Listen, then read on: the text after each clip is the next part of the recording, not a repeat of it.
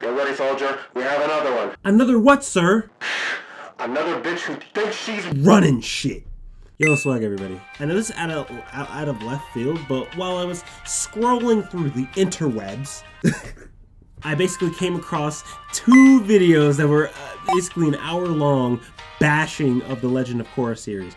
And they just made me laugh my ass off and connected with me a bit because the series did suck compared to The Last Airbender, and I just hated that bitch. Excuse me.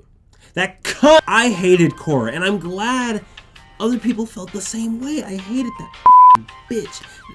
I didn't even hate her because she was a Mary Sue. I didn't even really consider her a Mary Sue just because of how much she up. But I just hated her. She was such a shitty person. There was no character development for her at all. She never changed. I'm going on a tangent, so let me just go into the meat and potatoes of this video that I was going. Ways to fix The Legend of Korra, right? Fixing Season 1's villain. Season 1's villain would have been better if he wasn't a bender, he stayed a non-bender, and he never took off his mask. Because the mask was basically the character. That was basically his identity, what he was. It was a symbol as well. Like, shout out to E:R for the person I originally heard this from, because I completely agreed with this man. It was kind of stupid to me, because what was the significance of seeing his face? That's the thing. We've never seen the man before. So a face reveal isn't anything, and therefore it's not really a twist. And it would have been cooler if he was a non-bender, but his brother was a bender, so both of them to take over Republic City through different approaches. That would have been cool.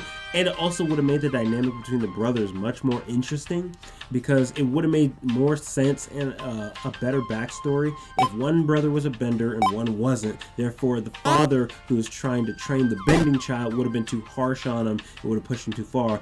Therefore, non-bending brother tries to protect his little brother who is a bender. It would have made a more realistic brotherly connection between the councilman and the masked man. So, next thing, fixing Season 2. Make Korra go on an avatar journey to learn energy bending so she can recover her bending. Keep the Civil War arc that they had, keep that going throughout the entire thing. And just scrap that whole yin-yang spirit shit.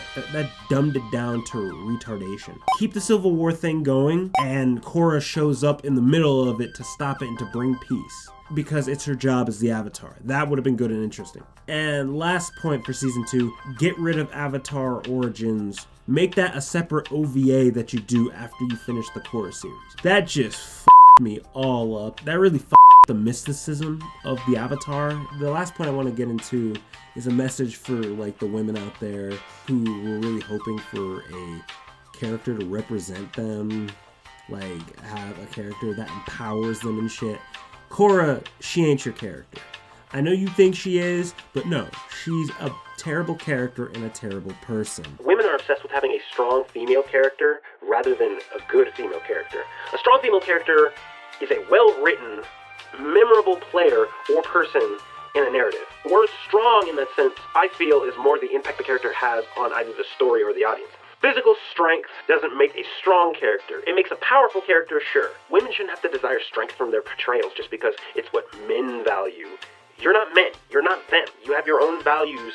Men shouldn't be defining your values in this way. A well-made character will always trump a powerful character. That's the target you should be hitting. Korra is not your girl. I hated her so much. Oh, hated this bitch!